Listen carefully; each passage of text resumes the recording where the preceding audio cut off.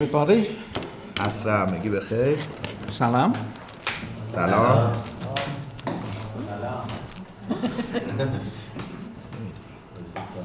There's some new people I don't know, I think. Yeah, I do know you. Yeah. That's yeah. Who's this? Joseph. Joseph? Yusuf, Hi. yeah.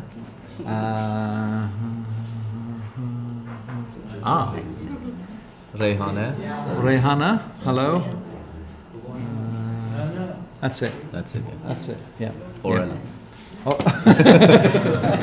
Hello, Orella.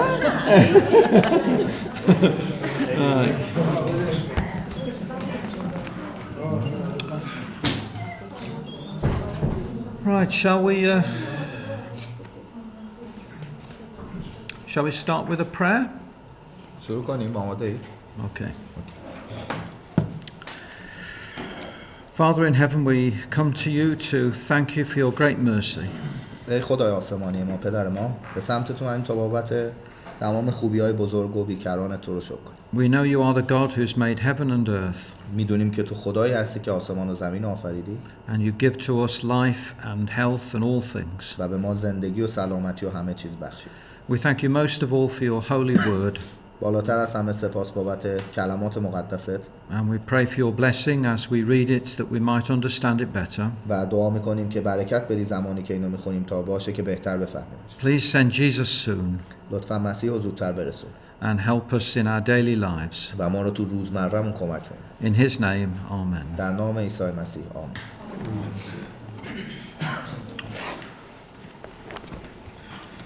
Okay, so we're going to look at Daniel chapter 2 this evening.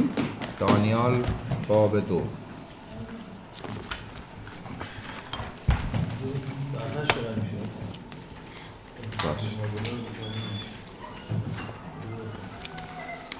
I'm sorry to those online because you'll only be able to see the PowerPoint on the camera, so hopefully you'll be able to read it. و از کسایی هم که آنلاین دارن میبینن عذرخواهی میکنه چون فقط دوربین زوم رو اسکرین و نمیتونن ما رو ببینن. Chapter 2. Chapter 2. Now it's a very long chapter, so we're not going to read it all, but I recommend that you read the whole chapter at home in your own time. و دانیال باب 2 قبلا تو بحث دانیال کلا بررسی کردیم دیگه و تو تایملاینمون بود و باب خیلی طولانیه ولی شدیداً توصیه میکنم خودتون خونه بخونید. همه رو ما نمیتونیم اینجا بررسی. Now if we're looking for ways or reasons why we should believe the Bible, then fulfilled Bible prophecy is a big reason why we should believe. در طریق مبحث این که بخوایم برای خودمون دنبال دلیلی بگردیم که ثابت بشه بهمون کتاب مقدس کلام خداست، پیشگویی ها و تحقق پیشگویی ها دلیل بزرگی، یکی از بزرگترین دلایل. Now we have lots of prophecy in the Bible. In fact, a big proportion of the Old Testament is prophecy. و انبوهی از پیشگویی ها تو کتاب مقدس است. اصلا بخش عظیمی از عهد قدیم فقط پیشگوییه. Now we would expect that because God knows the beginning from the end. و همین هم انتظار داشتیم و انتظار میرفت دیگه چون حرفمون اینه که خدا از ابتدا انتها رو میدونست. پس باید هم یه چیزایی میگفته تو اون اوایل. And God has got a purpose. So if he's got a purpose and he knows the beginning from the end, then we would expect him to be able to foretell the future. و خدایی که هدف داره. پس اگر هدف داره باید یه چیزایی رو از ابتدا میگفته نسبت به انتها. Now some of these prophecies in the Old Testament are very short term. The prophet said something and it happened maybe just a few years later, but some of them are very long term. And this prophecy we're going to look at tonight is very long term, up to 1,000 years. و پیشگویی‌ها از نظر زمانی میتونیم به دو دسته تقسیمش کنیم، کوتاه مدت و بلند مدت. تعدادی از پیشگویی‌هایی که پیش شد شاید چند سال بعدش اتفاق میافتاد، ولی این دسته از اون پیشگویی‌هایی که امروز بررسی می‌کنیم هزاران سال طول کشید تا به تحقق کامل برسه. Okay. Now Daniel is writing about 600 BC, 600 years before Jesus, and he's writing about things that didn't actually happen until 1,000 years after Jesus. So that's a huge period of time. و دانیال اینجا شروع میکنه این متونی که نوشته اینجا 600 سال قبل از مسیح نوشته و تمام اتفاقاتش تا 1000 سال بعد مسیح طول کشید انجام شه. یعنی 1600 سال بازه زمانی داریم تا تحقق نوشته های دانیال. Okay. I forgot what I was going to say. Now I've chosen this particular prophecy in Daniel chapter 2 is very, very impressive, partly because it's very simple to understand. پیشگویی که تو باب 2 دانیال شده بسیار بسیار مهمه و تاثیرگذاره، چرا که فهمیدنش خیلی راحته و ساده است، پیچیده نیست. Okay, so let's have a look at it, shall we? Now, Daniel is in Babylon, and it's 600 BC, and there's some pictures from archaeological books of ancient Babylon. So this is a real place and real people. و دانیال تو 600 سال قبل از مسیح BC تو بابیلون بوده، تو بابل بوده که اینا میگن بابیلون، و خیلی ها معتقدن بابل وجود خارجی نداشته، ولی ثابت شده که بابل وجود خارجی داره و اینا عکسای از قسمت‌های تاریخی بابل هست. Now Daniel's in Babylon, but Daniel is a Jew, so why is he in Babylon? Does anybody know? دانیال در بابله تو اون زمان. دانیال یهوده. چرا تو بابل تو اون زمان؟ The captivity. He's in captivity. Yes, that's right. The Babylonians conquered the whole area of the Middle East, including Judah, and they destroyed the Jerusalem and the temple. They destroyed Solomon's temple, in fact, and they deported many hundreds, a few thousand Jews back to Babylon. و درسته، چون اون زمان بابلی ها تصرف کامل کردن چیزو خاورمیانه رو، که یهودا هم تو اورشلیم قسمتی بود، یهودا تو اسرائیل، و مجبور کردن خیلی از یهودیانو که به بابل برن. And Daniel was probably, we don't know exactly this, but he's probably one of the royal family and would probably only be a young man, perhaps 18 years of age. و یه دانیال یه جوون 18 ساله است، احتمالاً دقیق نمیدونیم، که احتمالاً متعلق به خانواده سلطنتی هم میتونسته باشه. Now, we haven't time to look at it tonight, but you can read all about it in the first few chapters of Daniel, that Daniel, as a young man, along with some friends of his, are taken into the court of the king of Babylon and educated in the ways of Babylon. نمیتونیم بررسی کنیم. تو چند باب اولیه دانیال اگه بخونید میتونید ببینید که دانیال به همراه یکی از دوستش برده میشه برای تحصیل یه جورایی و ادامه تحصیل تو بابل و تو اون قسمت فرهنگیش. Okay. Now the king of Babylon is a man called Nebuchadnezzar, and there's a photograph of him. و نبوکدنضر هم که پادشاه وقت بابل بود در اون زمان. Well, perhaps not. But and these men in ancient places like Babylon, ancient empires, they had absolute power. That is, whatever they said happened.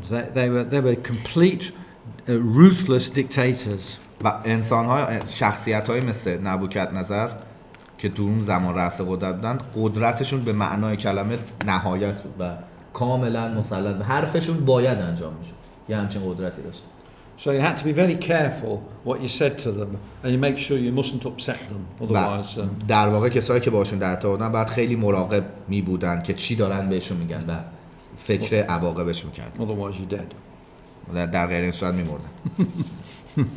Okay, so Nebuchadnezzar's the man on the throne, and in the second chapter of Daniel, if you look at the very first verse, it says that it was in the second year of the reign of Nebuchadnezzar that he had this dream.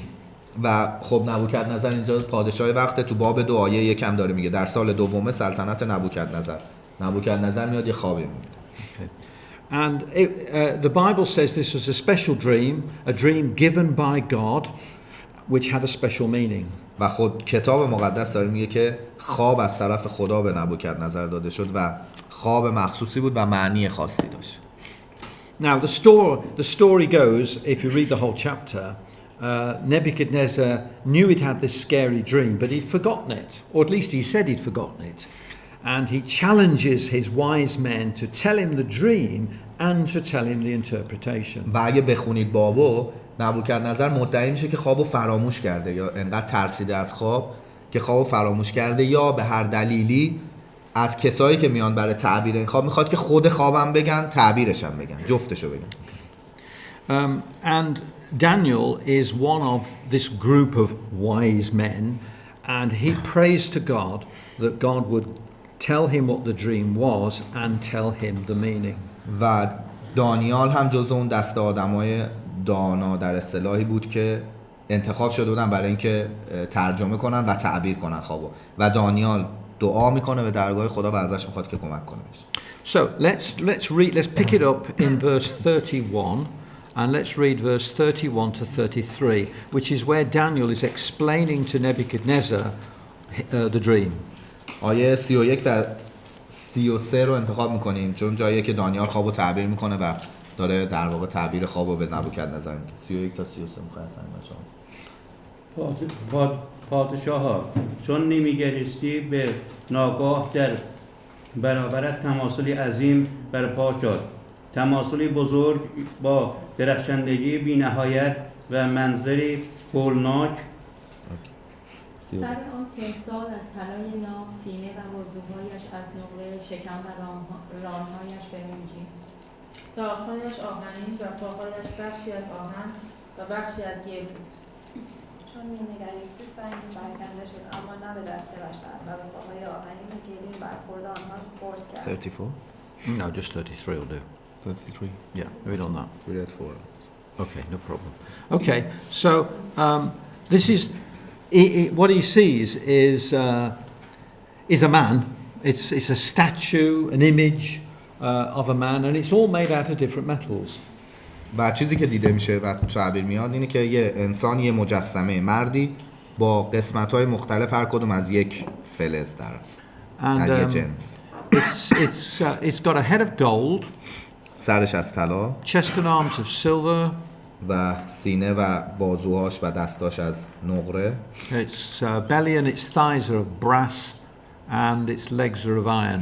و شکم و رونهاش هم برنجین و پاهاش هم که از آهن. And finally, its feet are an odd mixture of iron and clay. و پایین پاهاش هم در نهایت مخلوطی از آهن و گل بوده در است. Right. Now, what do you notice about this statue that's all wrong? All wrong. Yeah, it's all wrong. You would never make a statue like this. Why چیزی که داری میبینی تو این مجسمه نگاه اول خیلی چیزا توش اشتباهه. یعنی هیچکی نمیاد همچین مجسمه اینجوری بسازه. چیاش اشتباهه؟ What would happen if you made a statue like that? اگه یه مجسمه اینه بسازی چه اتفاقی براش میفته؟ Fall down because you know the feet is not strong enough. Yeah. It's heavy.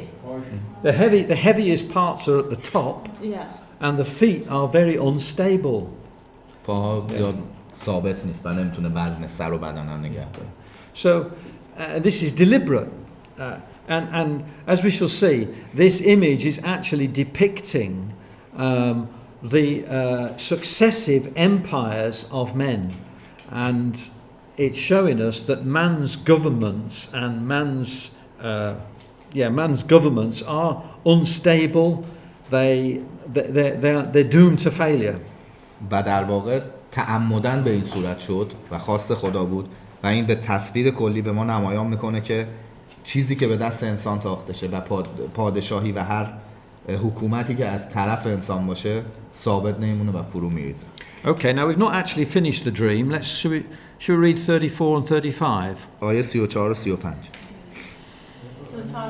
یه بار دیگه بخونید ببینم. می‌نگریستی سنگی برکنده شد اما نه به دست بشر و به پاهای آهنین و گلی برخورد آنها را خورد کرد. بله. آنگاه آهن و گل و برنج و نقره و طلا با هم خرد شده همچون کاه خرمنگاه تابستانی گردید و باد آنها را پراکنده ساخت به گونه‌ای که اثری از آنها باقی نماند. اما آن سنگ که به تمثال برخورد کوهی عظیم شد و جهان را به تمامی پر ساخت. So Nebuchadnezzar sees in his dream a stone And it's an interesting stone because it says the stone has been cut out of a mountain without hands. When it says without hands, it means without human hands. It's suggesting that this is the work of God, this stone. و جالبی اینجاست نکته‌ای که تو این هست، سنگی که وجود داره تو این داره اینطور توصیف میشه که این سنگ به دست بشر کنده نشده و سنگیه که به دست خود خدا از یک کوهی جدا شده و هیچ دخالت بشری توش نبود. Okay, so what does the stone do? سنگ چی کار میکنه؟ crushed. It hits the feet. به پای مجسمه دست میخوره. Yeah. What happens then? بعدش چی میشه؟ crushed and fall down. It collapses, and then the stone grinds. Does it say that? I think it says the stone grinds all of the metals, and they're all blown away in the wind. Yeah. So this is the stone completely destroys the image, and then what happens to the stone? پس سنگ کاملا تصویر رو از بین میبره مجسمه رو. بعد چه اتفاقی برای سنگ افتاد؟ The answers in your Bible. تو همین کتاب داره Look at میگه me. دیگه. Became a great mountain. Yeah. So the stone grows and fills the whole earth. That's what it says, isn't it? سنگ بزرگ شد، رشد کرد و کل دنیا رو گرفت. Yes, at the end of verse 35, Fill the whole earth. it fills the whole earth. Okay, so now that's the dream. Now what does it mean? Well, we don't need to guess what it means because the Bible actually tells us what it means. If you look at the end of verse 38. و این خواب بود، رویایی بود که دید و نیازی نیست ما پیش بینی کنیم و حدس بزنیم معنی این خوابو، چرا که خود کتاب داره تعبیر میکنه، کتابو بعد داره توضیح میده خواب برام. So at the end of verse 38 it says, Daniel says to Nebuchadnezzar, you are this head of gold. آخر آیه 38 من یه نفر بخونه من و انسانها را در هر جایی که ساکن باشند و جانوران زمین و پرندگان هوا را به دست تو سپرده و تو را به حکم فرمایی بر همه آنها برگماشته است از سر طلایی تویی. چه ربطی داره؟ کاملا یه چیز دیگه بود. Okay. Yeah. Is there a joke we can share here? No, just read wrongly. Right, so Nebuchadnezzar is the head of gold. And then if you look at verse 39 to 41, should we read that? 39 تا 41 هم بخونید. پس اون سر طلایی شد نبوکدنضر و پادشاهی بابل. دیگر ظهور خواهد کرد پستر از سلطنت قوم سپس سلطنتی سوم از برنج بر همه جهان حکمفرما خواهد شد آنگاه سلطنتی چهارم نیرومند همچون آهن خواهد بود زیرا آهن همه چیز را له می کند و در هم می شکند آری به همان سان که آهن همه چیز را خرد می کند سلطنت چهارم نیز همه اینها را خرد خواهد کرد و له خواهد نمود. همان گونه که پاها و انگشتان را دیدی که بخشی از گل کوزه‌گر و بخشی از آهن بود این سلطنت نیز سلطنتی منقسم خواهد بود با این حال قدری از قوت آهن نیز در آن وجود خواهد داشت چنان که دیدی آهن با گل آمیخته بود. 41. Good. Right. So in verse 39, Daniel says, it says, after thee, that is after you, Nebuchadnezzar, another kingdom will arise, inferior, and then a third kingdom, and then verse 40, a fourth kingdom. So clearly, it's about a succession of kingdoms or empires, if you like. پس داره همش حرف از سلطنت میزنه دیگه. آیه 39 داره میگه بعد تو یه سلطنت میاد، از تو ضعیف‌تر، بعدش سلطنت سوم میاد، بعدش چهارم. پس همش داره موفقیت ها و در واقع چیزایی که پادشاه ها بهش میرسن، حکومت هایی که به حکومت میرسن رو معرفی میکنه این خواب. Okay, so obviously we know that the golden head was Babylon because خود دانیال گفتش که به نبوکدنضر سر طلایی تویی. Now the Babylonian Empire didn't last forever and I'm sure you all know the answer to this next question. which empire came after Babylon? و میدونیم که بابلیان تا ابد نموندن دیگه، بعد بین رفتن، هیچی ازش نموند. کی بعد بابلیان اومد؟ ایرانیان. Very good. I hope you all knew that. مادها در اصل اومدن و بعد پارسا اومدن. Yeah. Now it's interesting because the silver part of the image includes two arms, and it's fascinating that, of course, as you know, the ancient Persian kings were divided into two dynasties of kings.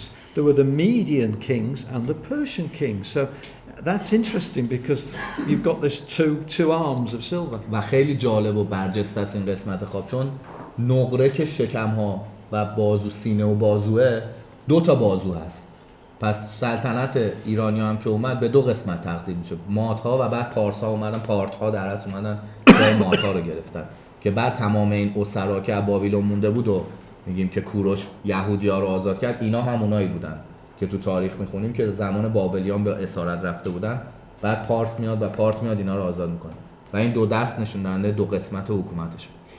Okay, so the ancient Persian Empire was was very large in territory and very strong and lasted quite a long time, but it didn't last forever, and a power came from the west who conquered the whole of what had been the Persian Empire. و خب قطعاً حکومت مادها و پارسا و ایرانیان بسیار بزرگ بود و گسترده بود رو کره زمین، خیلی هم قدرت داشت و زمان زیادی هم طول کشید، اما میدونیم که اونم تا آخر نموند و یه حکومتی از غرب اومد اینو نابود کرد، حکومت پارس رو. کی بود؟ رومیان.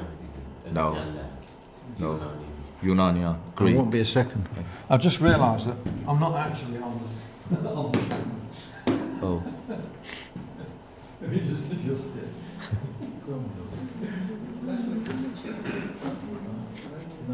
You're on the next one, I'm not. Oh. Here we go, that's better. Very disembodied voice. Okay, so who was this great power then that came from the west? And He said Greek. Greek, yes. And in particular, one particular Greek commander who hated the Persians and had a personal, what's the word, grudge, vendetta, you know what I mean, against Persia. و یه فرماندار و یه فرمانده معروف بود که به صورت خیلی فردی و شخصی خصومت داشت با حکومت ایرانیان. So who was this brilliant Greek young general? اون جنرال فوق‌العاده جوان یونانی. We called Alexander. Yeah. Alexander, what do you call him? اسکندر. Iskander. Yeah. Oh, okay. Yeah, Alexander. So Greece, of course, is the brass. و برنج هم درست میشه یونان. And we'll come back to him in a minute.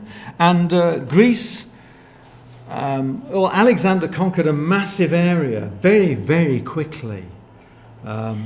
But he couldn't keep the empire going because they just couldn't control such a large territory. And anyway, Alexander died very early. He died in, I think he was 30 something when he died. و اسکندر مقدونی خیلی سریع یه وسعت عظیمی از امپراتوری پارس رو گرفت، ولی خب نتونست ادامه بده و فکر می‌کنم حدود 30 سالش بود مرد، خیلی زود مرد.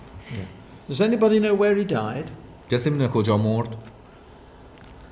اصلا آقا دستم به آمد. مثل که تو عراق بود. Where? مثلا میگه بابیلون. Babylon. Yes, he did. Well Yeah. done. Yes, he died in Babylon. بابل مرد. Yeah, and he died.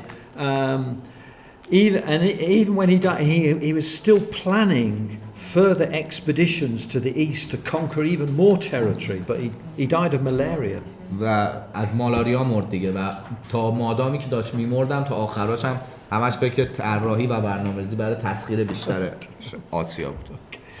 Okay, so the Greek Empire ended up being divided up between Alexander's generals. و تقسیم شد دیگه بین ژنرال های اسکندر تقسیم شد با مردنش. But another power was rising in the west, which was soon going to basically take over most of the then known world. Which power was و that? یه قدرت دیگه بعد از اون از غرب بلند شد که تقریبا کل دنیا رو گرفت. رومیان. Rome. Exactly, yes, Rome. So Rome is the iron. و رومیان آهن این مجسمه داره. Now, again, and this is again amazing, there is something very appropriate about iron for Rome and the fact that there are two legs. Why is it so appropriate? یه چیزی خیلی متناسبه تو این خواب با روم، اینکه یک جنسش از آهنه، دو تا پایه. این اون پارسه که گفت 2 تا دسته. چه ربط‌های مستقیمی داره؟ چرا انقدر مناسبه این قسمت مجسمه برای روم؟ They had 2 emperor. Yeah. Well, the empire split eventually into an Eastern Roman Empire and a Western Roman Empire. And in fact, the Eastern Empire carried on a lot longer than the Western one. و آره در نهایت به 2 قسمت تقسیم شد. امپراتوری شرق روم و غربیان تو رومیان تو غرب که در نهایت شرقیان بیشتر از غربی‌ها دوام آوردن. So again, the two legs, it's a perfect symbol for the Roman power. اون 2 تا پا خیلی سمبل خوبه. دقیقاً درست جای مناسبی هم مجسمه قرار گرفت. But why iron? What does anyone? چرا آهن؟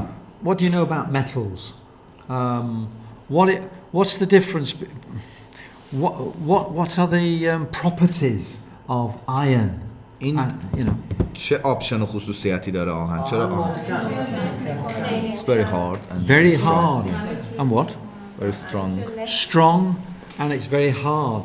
Whereas, for instance, brass or bronze is easy to bend, easy to cut, much softer. It's crunchy. It's what?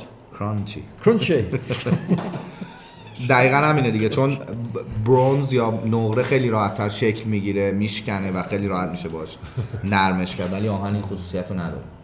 Now, why do I say that the hardness of iron is appropriate for Rome?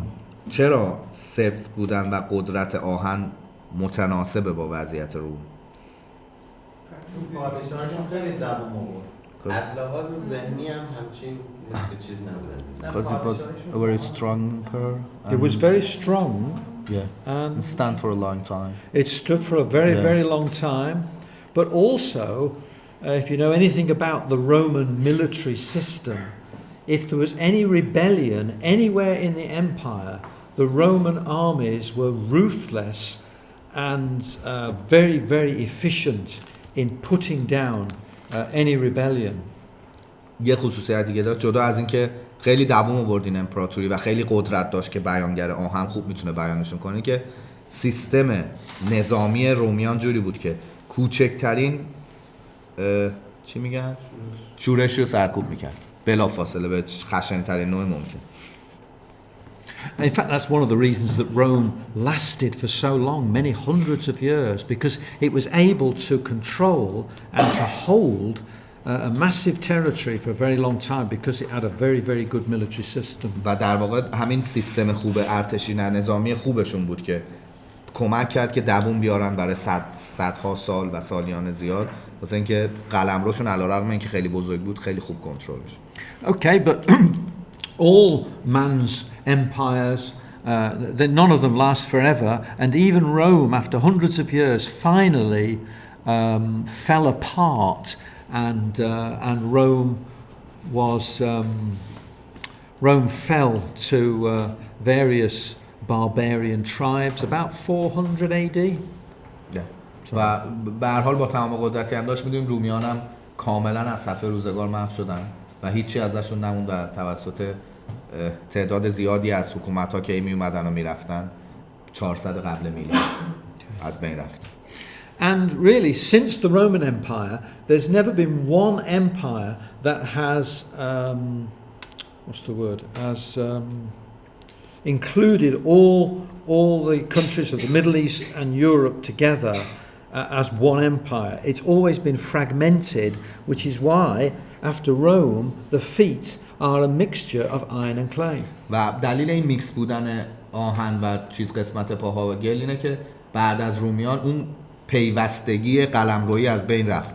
هر کدوم یه جا امپراتوری بود و هیچا به هم وصل نبودن. نه نمیتونی بگی از آسیا تا اروپا کشیده شده بود. خیلی پراکنده شد حکومت‌ها. Now, we're not given any more detail. This is quite a broad brush, if you like, overview of history. و این در واقع چیزی که میشه گفت اینه که یه دیدی داره از بالا به شما میده، یه نگاهی از بالا داره میده به کل تاریخ این مجسمه به شما. No, I just forgot where I was going, but never mind. Let's have a look at a few maps, shall we? Don't worry if you can't read these; it doesn't really matter. This is the extent of the Babylonian Empire. این بابلیانن، گسترش قلمرو بابلیانه. So what's that? That's Iraq, Jordan, Israel, اردن و Egypt. اورشلیم و اینا هم Yeah, and a bit of Turkey. قسمتی از ترکیه هم هست. Yep. Now Persia, huge. این امپراتوری پارسه. And the Persian Empire extended right over the Bosphorus into modern-day Greece and all of North Africa, and as far in the آفریقای east. شمالی، یونان همه رو شامل بود. Yeah. In the east, it got as far. I think that's the Indus River on the right-hand side. Yeah. Where's the Indus? Is that Pakistan? Yeah. Yeah. Okay. So Persia's huge. In fact, did you know? Well, you probably did. You should know. The Persians were the first to invent a postal system. پارسی ها اولین کسی بودن که پست رو اختراع کردن. اونم تو این گستردگی قلمرویی. You could post a letter in Persia from one end to the other, and they went on از اون horseback. ته میتونستی به اون ته بفرستی. Well, at least that's what the book said. Yeah. Okay. So that's Persia, and these are Alexander's conquests. He came right over from Macedonia, right over there in the west. اون بالا شما رو ببینید از مقدونیه میاد اسکندر. از اونجا ورود میزنه و میاد همه اینجا رو میگیره. And he took over everything that the Persian Empire had conquered and even further. هر چیزی که تصرف کرده بود پادشاهی همه رو میگیره. حتی بیشتر. In fact, they say, if it's true, that he once wept because he'd got nowhere else left to conquer. و یه چیزی تو تاریخ نوشته شده که میگن دیگه اسکندر به جای رسید که دلش میخواست گریه کنه به خاطر اینکه هیچ جا نمونده بود بگیره. خیلی کسل شده. Perhaps he never heard of Britain, I don't know. Okay, so this is Rome. This is the Roman Empire. And most of us Europeans are very familiar with this map. اروپایی‌ها خب آشناترن. Basically, Roman Empire covered everything around the Mediterranean. In fact, they used to call the Mediterranean the Roman Lake. در واقع یه جورایی به مدیترانه، چون اطراف مدیترانه قرار گرفته بود، گفتن دریاچه رومیان دیگه. And the Romans even came here to Great Britain. و تا بریتانیا آمده بودن دیگه. But it was too cold for them and they went away again. ولی دیگه سردشون شد دیگه نیومدن، خیلی اینجا سرد. But they didn't get to Scotland, look. به اسکاتلند هم نرفتن. Yeah. I think they saw all the Scottish in their kilts and they were frightened. It was because of famous wall as well. Yeah. Hadrian's Wall. اون دیواری که اسکاتلند کشید نذاش برسه دیگه رومیان به اسکاتلند نرسیدن. اون دیوار معروف هنوز هست و توریستا میرن میبینن. Okay, now I apologize for this next one. It's not easy to read, but this is modern Europe now. Now look at the number of countries there are now. چند تا کشور هست. And in fact, this you know, the feet were of iron and clay. این تیکه تیکه شدنه همون مخلوط آهن و گلیه که رو پاها بود. هیچ امپراتوری متمرکز و یک پارچه دیگه وجود نداشت. تیکه تیکه شدن. And this fragmentation of Europe continues, particularly in Central Europe and in the Balkans. All these little countries which we'd never heard of years ago. You know, Bosnia and Croatia. و تیکه پاره شدن، این تیکه پاره شدنشون هم کشید به دو قسمت اروپای مرکزی و بالکان. Also, since the breakup of the USSR, the Baltic countries, Lithuania, Estonia, Latvia, all got independence now. Belarus, Ukraine. قبلا همشون جزء کشورهای دریای بالتیک بودن دیگه، اروپای شرقی ها که شامل استونیا و لتونیا اینا میشن. الان هر کدوم استقلال پیدا کردن. And some of these countries are strong, is like the iron in the feet, and some of the countries are very weak, like the clay. کشورها قوی بودن مثل آهن و یه سری ضعیف بودن مثل گل. Now it's important to remember, now some people have criticised Daniel chapter 2 and they said, well, it doesn't show all the other empires. What about the British Empire? What about the Chinese Empire? یه سری‌ها انتقاد میکنن به دانیال بابل و میگن بقیه امپراتوری‌ها چی؟ امپراتوری بریتانیا، امپراتوری چین اینا نیامده تو پیشگویی. Well, Nebuchadnezzar's dream is not a complete picture of the whole of world history. It shows us the empires that were relevant to the Jews and to Daniel's people. و قرارم نبود که اینجوری باشه. دانیال قرار نبود که بیاد جزئیات تاریخی آینده رو بگه و فقط تصویری رو کشید و توضیح داد تمام چیزهای مرتبط به یهودیان فقط. Okay. Now look at the dates here. Babylon 600 BC, so even to get to Rome is 600 years, and to get to the fall of Rome is 1,000 years. So the question is, how did Daniel know all of this? Could he possibly have guessed it? و نگاه کنید از 600 قبل میلاد اومده تا 400 بعد میلاد که پست رومنزا اومدن و حدوداً میشه 600 تا 4 تا 1000 تا 1000 سال که بعد میاد اروپا 1453 بعد میاد. و این سوال اینجاست که دانیال چجوری اینا رو میدونسته تو این بازه 1600 ساله؟ آیا حدس زده؟ I would guess that when Daniel was in Babylon, he'd probably never even heard of Rome. و قطعا زمانی که دانیال تو بابل بوده اسمی از روم نشنیده اصلا. So I don't. This is why I think it's so effective, this particular prophecy, because one, it's very simple to understand, and two, there is no way that anybody could possibly have guessed this. It must be from God. خیلی خاصه این پیشگویی تو کتاب مقدس و خیلی تاثیرگذاره. واسه اینکه یک خیلی ساده است فهمیدنش، دو هیچ کسی نمیتونه پیشگویی کنه و بگی بدون قدرت خدا میتونسته اینو حدس بزنه، چون خیلی دقیقه. In fact, the people that criticize the Bible and try to say it's not from God, they have to say when they come to Daniel chapter 2, Daniel, this couldn't have been written in Babylonian times. It must have been written at least in the time of the Greeks. Does that make sense? No. Oh. What they're saying is that they criticize they criticize and say, this couldn't have been written 600 BC. Oh, okay. It must have been written nearer to the Roman Empire. Okay. Because they can't. انتقادی که منتقدان وارد میکنن به دانیال میگن زمانش درست نیست و دانیال حدود بین روم و یونان بوده و نزدیک به زمان رومیان بوده که اینا رو نوشته. در زمان بابلیان اینو ننوشته. But clearly it was written in 600 BC. You can tell that by the rest of the book of Daniel as you read it. In fact, parts of Daniel are actually written in Syriac. قطعا زمانشو خیلی راحت میشه کتاب مقدس در آورد و با اصلا دانیال تو زمان بابلیان بود و همون زمان هم اینو نوشته. Okay, now let's see what Daniel himself says about this revelation in verse 30. آیه 30, chapter 2. Yeah, still in chapter 2, back to verse 30. آیه 30 ببینید خود دانیال نظرش چیه Perhaps we راجع could به read that. انقلاب و به هم ریختگی در 1138 آیه 30. اما این راز از آن رو بر من آشکار نشد که حکمتی فراتر از دیگر زندگان دارم، بلکه تا تعبیر و پادشاه آشکار گردد و تا اندیشه های دلت را دریابی. Okay, so Daniel is saying here in verse 30, because he's saying, look, it's not me. He says, it's not that I'm clever. It's not that I've got some crystal ball. You understand what crystal ball is? it's not me, he says. And if you look in verse 28, he gives all of the honor and the credit to God. He says, there is a God in heaven that reveals secrets. و خود دانیال داره اینجا میگه که نگاه کن به نبوکدنضر، میگه من نگفتم اصلا همه اینا رو.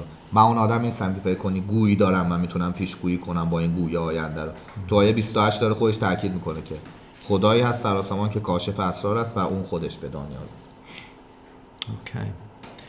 Now, let's just finish it off because we haven't really finished it off. If we come to verse 34, بیاید آیه 34 که دیگه کم کم تموم کنیم. it reminds us there that we don't need to read it. The stone was cut out without hands and it hit the image on the feet and broke it all to pieces. داره میگه که چون سنگی برکنده شد اما به دست بشر پای آهنین و گلین برخورد که آنها رو خورد. So the stone represents God intervening in world history and God's going to do something. That's why it says without hands.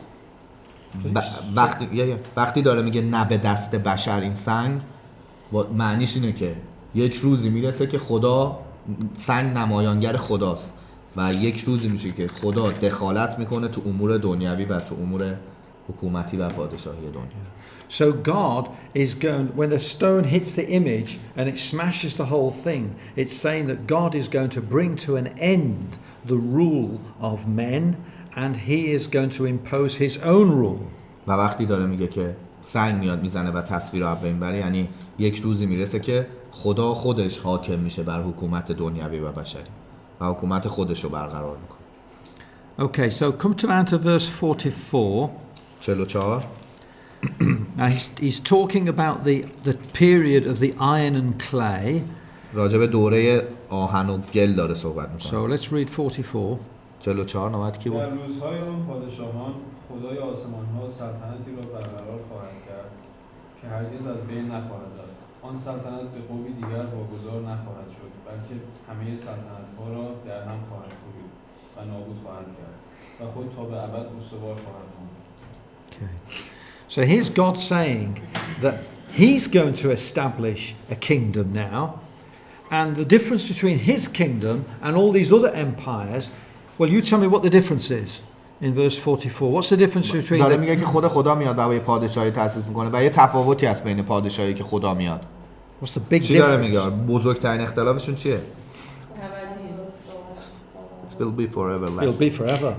That's it. All these other empires, great and wonderful and glorious like they were, like the Roman Empire that lasted for, 500 years, they all collapsed and disappeared. But God's going to establish a kingdom which will never end. و این دقیقاً فرق بزرگی. تمامی این امپراتوری‌ها که بررسی کردیم همشون بزرگ بود. رومیان نزدیک 400 سال حکومت کردن ولی همشون واژگون شدن و بین رفتن. ولی طبق این سخن پادشاه خدا هیچ وقت بین نخواهد. Okay. So, big question, obvious question, what is the stone? Jesus. You wait for that. منتظرش بودیم. منتظر سوال بودیم. Yeah. Yeah. Ask, please ask. She was waiting for a question. احتمالاً میشه سوال پرسیدی که به صورت تلویحی میدونیم که عیسی است ولی جایی هست که اشاره شده باشه که این سنگ عیسی. خیلی جا. And also we can refer to some verses like 1 Peter chapter 2. It mentioned a living stone. Yeah. Because He is the foundation stone. he Jesus is called in many prophecies the stone, God's stone. بهترینش اول پتروس باب 2 حالا میریم. Yeah, or God's rock or foundation. هم به عنوان صخره نام برده شده مسیح، هم به عنوان صخره‌ای که موجب واژگونی میشود. حتی نوشته. تو اشعیا 28 هم Isaiah 28. But I think the best one is 1 Peter chapter 2 because it mentions it's a rock which. Would you like to look at it? Yeah. Just Yeah, I can read it. Yeah, you read it. Yeah. من میخونم از اول پتروس. اول پتروس باب 2 صفحه 1595 نمیخوادم بیاید حالا اگه میخواید بیاید. زیرا در کتب First Peter chapter 2 and verse 6. Oh yeah. 6 7. 1595 زیرا در کتب مقدس آمده است که اینک در صهیون سنگی می‌نهم، سنگ زاویه برگزیده و گرانبها، آن که بر خدا توکل کند سرافکنده نگردد. این سنگ برای شما که ایمان آوردید گرانبهاست، اما آنان را که ایمان نیاوردند سنگی که معماران رد کردند مهمترین سنگ بنا شده است و نیز سنگی که سبب لغزش شود و صخره‌ای که موجب سقوط گردد. اینان می‌لغزند چون کلام خدا را فرمان نمی و بر ایشان مقدر گشته است. Yeah. And of course, Jesus is the stone, and he will put an end to men's governments. But the fact that the stone grows and fills the whole earth is again telling us that the rule of Christ will start small, but it will grow and gradually take over the whole و earth. قطعاً میدونیم تو کتاب مقدس زیاد اومده که مسیح سنگه و میاد حکومت بشری رو پایان میبخشه بهش، ولی نظریه این که داریم میخونیم تو خواب که این سنگ بزرگ میشه و کل دنیا رو میگیره نشون میده که حکومت مسیح در ابتدا کوچیکه ولی رفته رفته کل دنیا رو خواهد گرفت. Okay, so just to finish with, to put this prophecy in context, here is a timeline that shows the extent of the prophecy from about 600 BC to the fall of Rome. این گستره بازه 600 قبل مسیح تا 2011 سال 2011 رو نشون میده. Here's the 33 بعد میلاد که مسیح به صلیب کشیده شد تا 33 سالگی. Now the coming of Messiah and his crucifixion are prophesied in Daniel in chapter 9. و اومدن و مصلوب شدنش در دانیال باب 9 اومده. دانیال تو باب 9ش پیشگویی کرد. And if you wish, one Tuesday evening we can look at chapter 9, which is a fascinating و prophecy. دوست دارید میتونید باب 9 رو یه روز اگه دوست داشتید بگید که بررسی کنید. So that's that. Here is the fall of Jerusalem. 70 بعد میلاد که رومیان اومدن و کامل از بین بردن اورشلیم و همه چیز رو به تاراج بردن. سقوط اورشلیم سال 70. Now, the destruction of Jerusalem by the Romans in AD 70, it occurs in many Old Testament prophecies. تو خیلی این سقوط اورشلیم توسط رومیان تو خیلی از کتاب‌های عهد قدیم اومده. And also Jesus said direct. Jesus also خود مسیح هم که prophesied. خیلی مستقیم گفت دیگه. And just to put it in context, this is AD 70 was when the Jewish state disappeared. And 1948 is when the Jewish state reappeared. 70 بعد میلاد جایی که یهود ناپدید شد و 1948 دوباره پدیدار گشت با تأسیس اسرائیل و رسمیت شناختنش به عنوان یک کشور. And the regathering of the Jews back to Palestine is again prophesied in the Old و Testament. جمع شدن یهودیان دوباره و اینکه شکل که بگیرن تو فلسطین دوباره خیلی پیشگویی شده. Especially in Zechariah. It's in Ezekiel. Yeah. It's in تو Isaiah. خیلی خوب میتونید بخونید راجع به این Jeremiah. جمع شدن دوباره اورشلیم یهودیان. Now Jesus refers to that period there, look, as the times of the Gentiles. و مسیح خودش اون تایم رو زده تایم غیر یهود. یعنی خودش بارها گفته بود که یه روزی میرسه که شما از بین میرید و زمین باز میشه و فضا باز میشه برای غیر یهودی‌ها که ایمان بیارن. و خدا شما رو از بین میبره که غیر یهودی‌ها بیان به این ایمان برسن و شامل وعده بشن. تا 1940. What he means there is the times of Gentile domination over Jerusalem. و در واقع اون سلطنت غیر یهود بر اورشلیم. سلطه غیر یهود بر اورشلیم و خودش. Now the book of Revelation also overlaps here and starts round about AD 100 and goes right up to, of course, the coming of Christ. و کتاب مکاشفه در از هر چی که تو دلش داره با اینکه خیلی سخت فهمیدنش از AD 100 تقریبا 100 بعد میلاد نوشته تا اومدن مسیح که روز آخر. Yeah. I hope you like my PowerPoint now. Hey, look at that. Look at that. That's the stone hitting the image.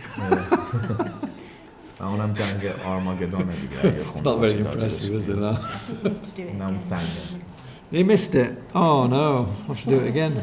I don't know how to do that. How do I do that? Oh dear. Oh, I've lost it. Oh, hang on. Yay.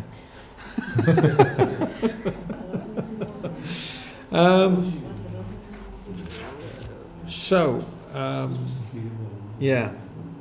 Now, this is the simplest of Daniel's prophecies. In Daniel chapter 2. No. In Daniel chapter 7, we have the vision of the four beasts. Sorry. In Daniel chapter 7 we have دانیال باب 7 هم که میدونید دیگه خواب دوم نبوکدنضر بود که خدا که دانیال دوباره پیشگویی کرد. In Daniel chapter 8 we have the vision of the ram and the he-goat. Daniel chapter 7. 8, sorry. دانیال باب 7 که خواب 4 وحش بود. دانیال باب 8 رویای بوچ و بز بود. And those prophecies they take the image prophecy and sort of zoom in and you get a lot more detail, fascinating detail. And again, if you like, we can look at some of those on Tuesday nights. و هر کدوم از این رویاها یه قسمتی از این تایملاینی که گذاشته رو میکشه بیرون و زوم میکنه رو جزئیاتش. And then perhaps the most detailed prophecy in the whole of the Bible is in Daniel chapter 11. ولی خب بزرگترین پیشگویی و اصلی ترینش راجع به کل اون کارهای خدا باب 11 دانیال. Now if you read Daniel 11 at home, it will blow your mind because there's just so much detail in it. و خیلی شدیداً ذهنتون رو درگیر میکنه و میبره جای دیگه چون خیلی جزئیات داره باب 11. And it's all about the period of Greece and Rome. And have you heard of the Ptolemies? No. Yeah, the Ptolemies? No, anyway. They were Greek rulers in Egypt, so there's an awful lot of detail there.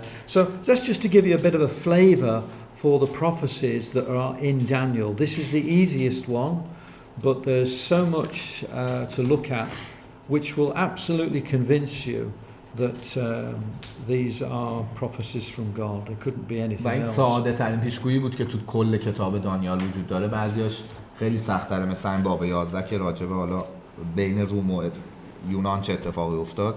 فقط خاص یه طعمی به شما بده، یه مزه‌ای بچشید از پیشگویی‌هایی که تو دانیال هست و فکر می‌کنه خودش همین یه دونه به تنهایی قدرت مکفی رو داره برای اینکه قانعتون کنه که کتاب مقدس کلام خداست. It's also a lovely prophecy, this, because it actually ties the Old and the New Testament together. Because it's very, very clear from Daniel chapter 2 that Jesus, God's stone, is going to intervene in world affairs, literally, politically, and establish this kingdom. It's not just a New Testament teaching, it's right there in the Old Testament as well. و یه نکته خوبه دیگه‌ش اینه که این دانیال باب دوره که بررسی کردیم یه گره خیلی محکمیه بین عهد قدیم و عهد جدید و این داره به هم ربط میده چون خیلی تو عهد قدیم پیشگویی شده که پسر خدا سنگ زنده‌ایه که میاد پایان میده به همه این حکومت‌ها در واقع. And it shows us that we're living now in the days of the iron and clay feet. و اینم اضافه کنه که ما الان در زمان آهن و گل زندگی میکنیم. Now some people think that the iron that is in the feet represents something Roman because Rome was the iron. But they collapse completely. They do not exist anymore. No, well, if we're living in the time of the iron and clay feet, then there is something Roman about our European world. That's what we're saying. Yeah. Are you with me? Yeah. We believe that the iron in the feet represents some stronger countries. Well, it could just be that, but it could also be that the Roman Catholic influence is perhaps represented by the iron. و خیلی‌ها معتقدن آهنی که تو پا هست و مخلوط با گله همون نفوذ رومیان کاتولیکه که هنوز تو کشورهای اروپایی هست. و حالا شما اروپای غربی رو نگاه کنید که کلاً کاتولیک سلطه داره و این مخلوطی از رومیان و گل هم آهن و گل همونی که این هنوز تأثیر رومیان تو دنیا امروزی هست. Possibly. I'm not dogmatic about that, but it may be the case. احتمال میده که این همچین نظری باشه. Now here's another idea. Again, I'm not dogmatic about this. Some Christadelphians think that because the stone hits the image on the feet, when the whole image is standing up, then in a sense, in some way, the image must be complete when Jesus comes. So some people have thought, well, perhaps therefore, the Babylonian, the Persian, the Greek, the Roman, perhaps at the time of the end, when Jesus comes, there will be like this big confederacy which will encompass all of those territories. It's just an idea.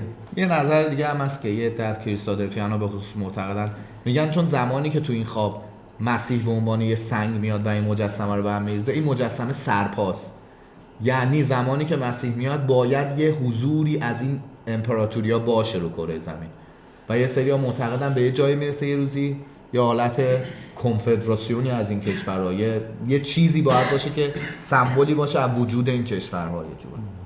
ولی نظرم، فقط نظرم.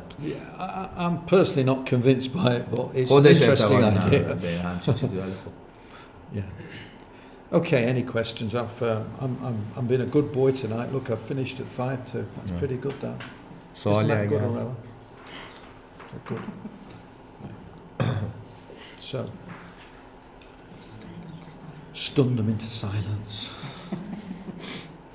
Right, let's finish with a prayer then. با دعا تمام. Yeah, are you okay to do that, Mason? Thank you.